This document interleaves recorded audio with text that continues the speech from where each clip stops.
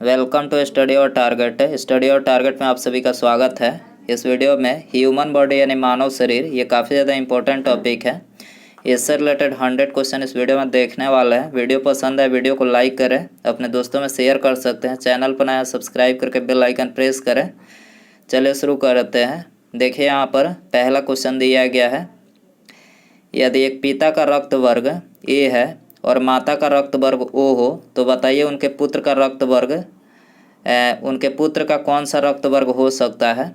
तो देखिए पिता का रक्त ए है और माता का रक्त ओ है, तो उनके पुत्र का जो रक्त वर्ग होगा वो होगा ओ। ठीक है, तो ऑप्शन सी यहाँ पर करेक्ट हो जाएगा। दूसरा क्वेश्चन देखते हैं, कोई बी प्रकार के रुधिर वाला व्यक्ति किसी आकस्मिक संकट में किस प्रकार के रुधिर वाले व्यक्ति को रक्तदान मतलब रुधिर दान कर सकता है। तो देखिए बी प्रकार के रुधिर वाला व्यक्ति जो है ए बी या फिर ओ, ए बी या ओ रुधिर वाले व्यक्ति को जो है रक्तदान कर सकता है, तो ऑप्शन डी हो जाएगा। तीसरा क्वेश्चन दिया गया है, मस्तिष्क के किस भाग में भूख लगने व भोजन के तृप्ति की अनुभूति कराने केंद्र स्थित होते हैं। तो ये मस्तिष्क के हाइपोथैलेमस वाले भाग में होते हैं। ठीक है, तो ऑप्शन सी हो जाएगा। चौथा क्वेश्चन दिया गया है, मानव मस्तिष्क में बुद्धि का केंद्र है, बुद्धि का केंद्र कौन सा है। करेक्ट आंसर बी हो जाएगा। सेरेब्रम जो है ये मानव मस्तिष्क में बुद्धि का केंद्र होता है। पांचवा क्वेश्चन है, सेरेब्रम किससे संबंधित है। तो देखिए सेरेब्रम मस्तिष्क से संबंधित है। ठीक है, सी हो जाएगा। मनुष्य के मस्तिष्क का सबसे बड़ा भाग है, सबसे बड़ा भाग कौन सा है। करेक्ट आंसर सी हो जाएगा। प्रमस्तिष्क जो है ये मनुष्य के मस्तिष्क का सबसे बड़ा भाग है।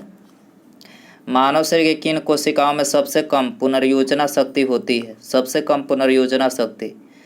करेक्ट आंसर ये हो जाएगा, मस्तिष्क कोशिकाएं में जो है ये सबसे कम पुनर्योजना शक्ति होती है। तंत्रिका तंत्र की लघुतम संरचनात्मक तथा शरीर कार्यात्मक इकाई है, तो करेक्ट आंसर डी हो जाएगा, न्यूरॉन है। मानव शरीर की सबसे बड़ी कोशिका है, मानव शरीर की सबसे बड़ी कोशिका कौन सी है। करेक्ट आंसर सी हो जाएगा, तंत्रिका कोशिका जो है ये मानव शरीर की सबसे बड़ी कोशिका है। मनुष्य में मेरुदंड से कितनी जोड़ी तंत्रिका निकलती है, मेरुदंड से। तो देखिए करेक्ट आंसर सी हो जाएगा, 31 जोड़ी जो है तंत्रिका निकलती है मेरुदंड से। प्रतिवर्ती क्रियाओं का नियंत्रण केंद्र कहाँ पर है, प्रतिवर्ती क्रियाओं का नियंत्रण केंद्र कहाँ पर है। करेक्ट आंसर सी हो जाएगा, कशेरुक रज्जु में है। ठीक है, कशेरुक रज्जु। श्वसन की क्रिया उत्पन्न होती है, श्वसन की क्रिया कहाँ पर उत्पन्न होती है, माइटोकॉन्ड्रिया में, माइटोकॉन्ड्रिया ऑप्शन ए हो जाएगा। मनुष्य में श्वासोच्छ्वास से बाहर निकली वायु में ओ की मात्रा होती है, ऑक्सीजन की मात्रा जो श्वास से बाहर निकलती है, मनुष्य के श्वास लेने के बाद श्वासोच्छ्वास से जो बाहर निकलती है वायु, उसमें ऑक्सीजन की मात्रा कितनी होती है, 16% होती है, 16 बी हो जाएगा। ग्लूकोज के पूर्ण ऑक्सीकरण के फलस्वरूप कितने अणु एटीपी का निर्माण होता है। तो करेक्ट आंसर सी हो जाएगा, 38 अणु एटीपी का निर्माण होता है। मनुष्य 1 मिनट में कितनी बार सांस लेता है, 1 मिनट में। करेक्ट आंसर ये हो जाएगा, 16 से 18 बार जो है मनुष्य 1 मिनट में सांस लेता है। भोजन का ऊर्जा में परिवर्तन कोशिका के किस भाग में होता है। करेक्ट आंसर डी हो जाएगा, माइटोकॉन्ड्रिया में जो है भोजन का ऊर्जा में परिवर्तन होता है।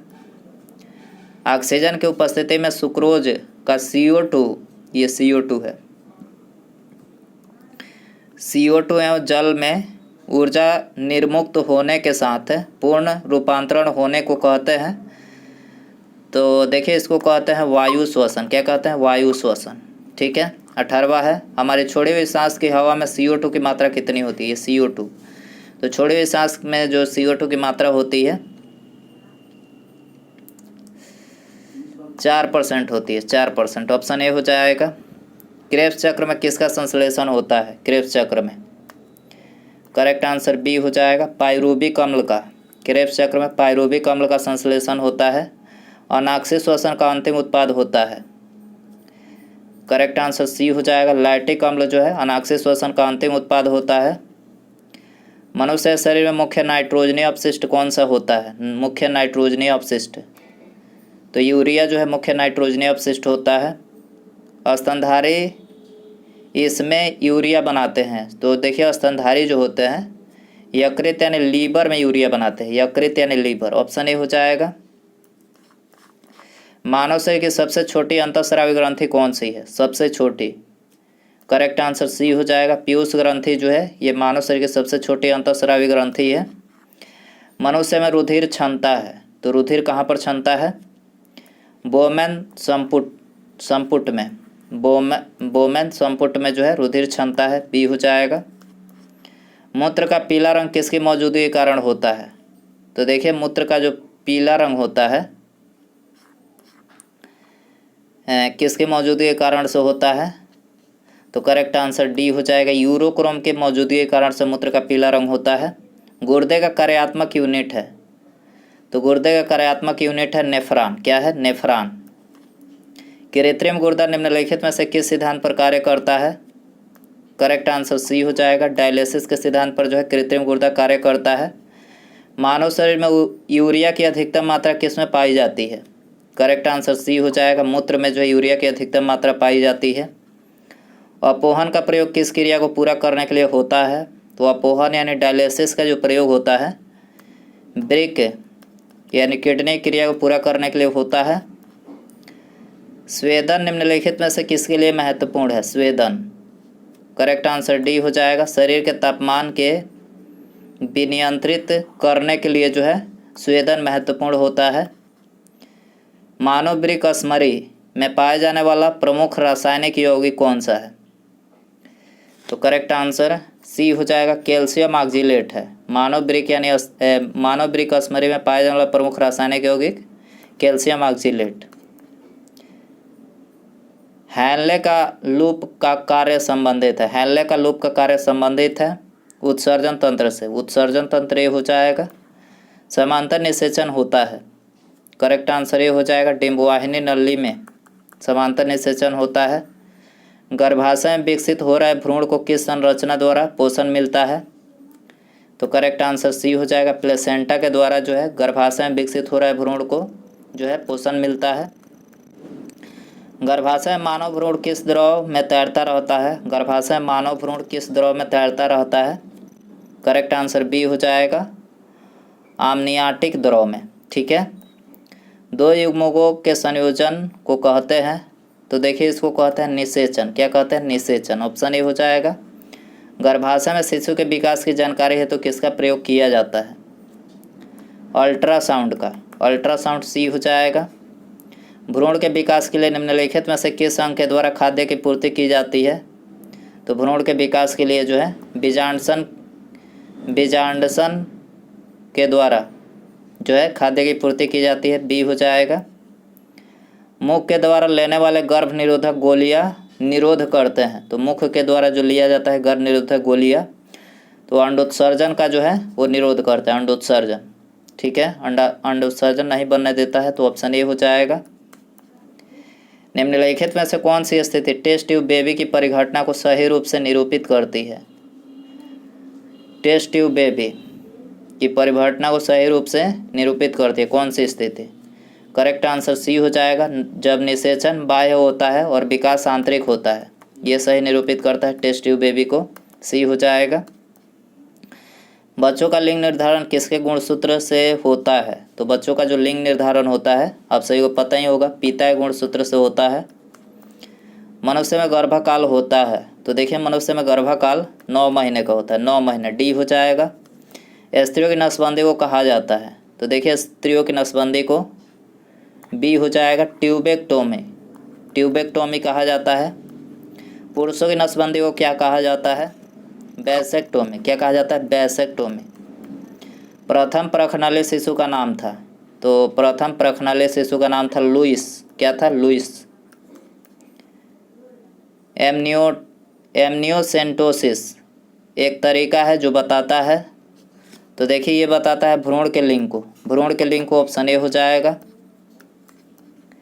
मनुष्य शरीर में पाई जाने वाली कौन सी ग्रंथि वाहिनी विहीन है? वाहिनी विहीन कौन सी है?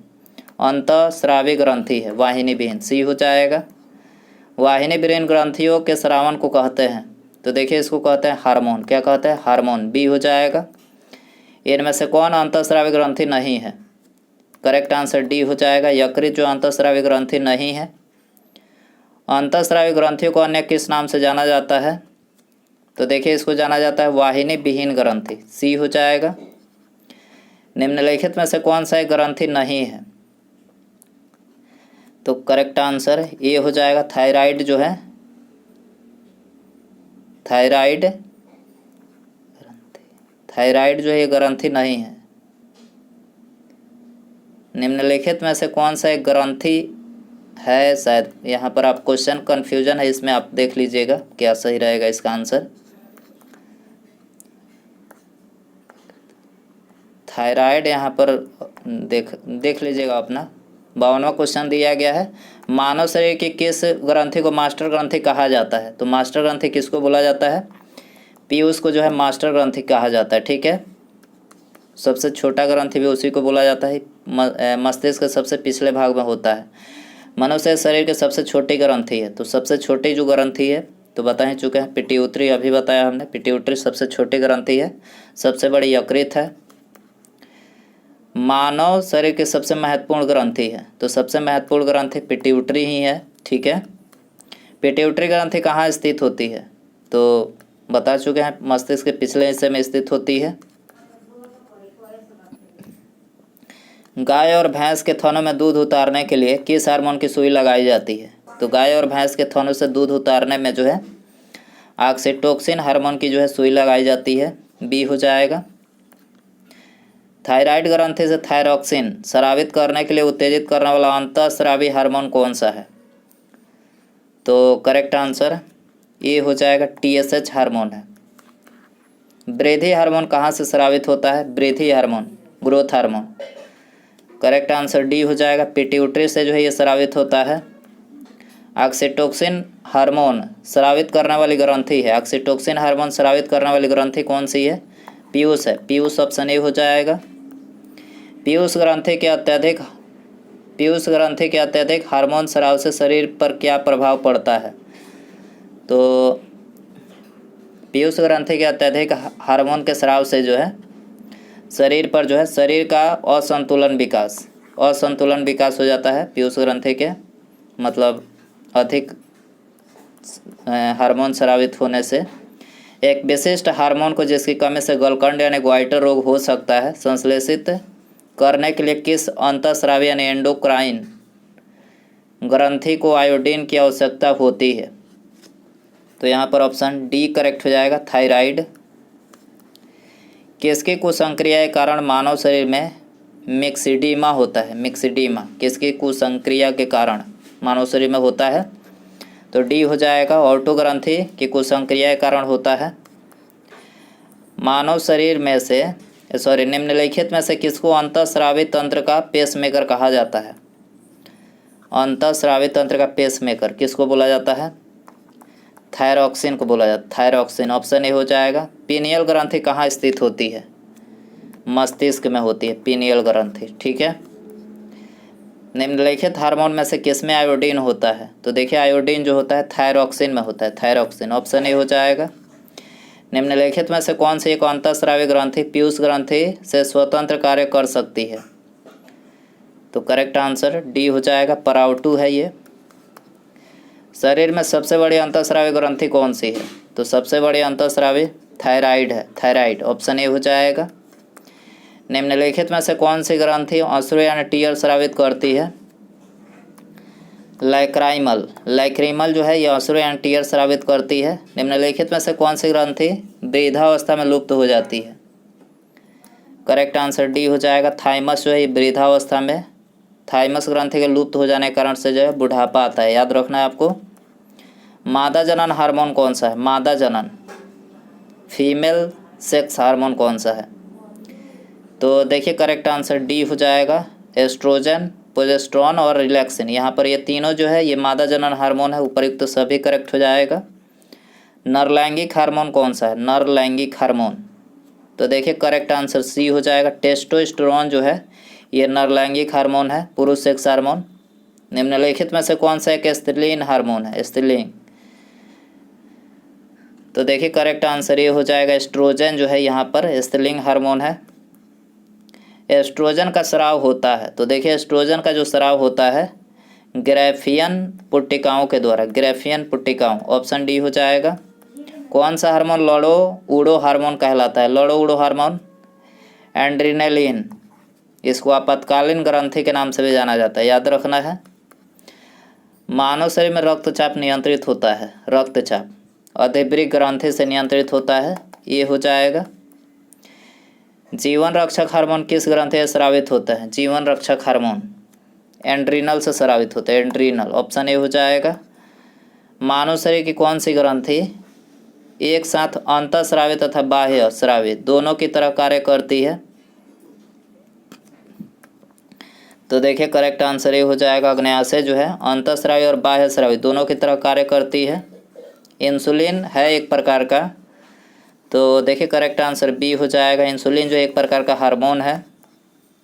थायराइड ग्रंथि का स्थान कहाँ है? थायराइड ग्रंथि का स्थान आप सभी को पता ही होगा, गला में है, गला में, बी हो जाएगा। निम्नलिखित में से किस कोशिका से इंसुलिन स्रावित होता है? तो देखिए इंसुलिन जो स्रावित होता है बीटा कोशिका से, बीटा, ऑप्शन डी यहाँ पर करेक्ट हो जाएगा। इंसुलिन उत्पादित होता है, डी हो जाएगा, पैंक्रियाज से। इंसुलिन किससे उत्पादित होता है? पैंक्रियाज से। इंसुलिन की खोज किसने की थी? करेक्ट आंसर बी हो जाएगा, बैटिंग और बेस्ट ने इंसुलिन की खोज की थी। लैंगरहैंस की द्वीपिकाएँ जो इंसुलिन का स्राव करते स्थित होते हैं, तो देखिए करेक्ट आंसर सी हो जाएगा, अग्न्याशय में स्थित होते हैं। कंकाल की मांसपेशियों की यानी अनुमानित संख्या है, कंकाल की मांसपेशियों की अनुमानित संख्या कितनी है? 700 है, 700, ऑप्शन डी हो जाएगा। मनुष्य शरीर में सर्वाधिक शक्तिशाली पेशी है, सर्वाधिक शक्तिशाली, करेक्ट आंसर सी हो जाएगा। जबड़े की जो पेशी है सबसे शक्तिशाली पेशी होती है। निम्नलिखित में से किसकी पेशियों में स्वस्पंदन का गुण पाया जाता है? स्वस्पंदन का गुण, करेक्ट आंसर ये हो जाएगा, हृदय की पेशियों में जो है स्वस्पंदन का गुण पाया जाता है। किस अम्ल में मांसपेशियों में जमा होने के कारण मनुष्य को थकान महसूस होती है? किस अम्ल के मांसपेशियों में जमा होने के कारण? तो करेक्ट आंसर ये हो जाएगा, लैक्टिक अम्ल के एकत्रित होने से जो है मांसपेशियों में थकान का अनुभव होता है। मानव शरीर के निम्नलिखित अंगों में से कार्निया किसका भाग है? तो कार्निया ऑप्शन डी हो जाएगा, आँख का भाग है। नेत्रदान में आँख का कौन सा भाग प्रयुक्त किया जाता है? करेक्ट आंसर बी हो जाएगा, कार्निया को जो है प्रयुक्त किया जाता है नेत्रदान में। नेत्र में प्रवेश करने वाले प्रकाश की मात्रा का नियंत्रण किस अंग के द्वारा किया जाता है? करेक्ट आंसर डी हो जाएगा। नेत्र में प्रवेश करने वाले प्रकाश की मात्रा का नियंत्रण किस अंग के द्वारा किया जाता है? आइरिस के द्वारा किया जाता है। आँख के किस भाग पर वस्तु का प्रतिबिंब बनता है? रेटिना में बनता है वस्तु का प्रतिबिंब।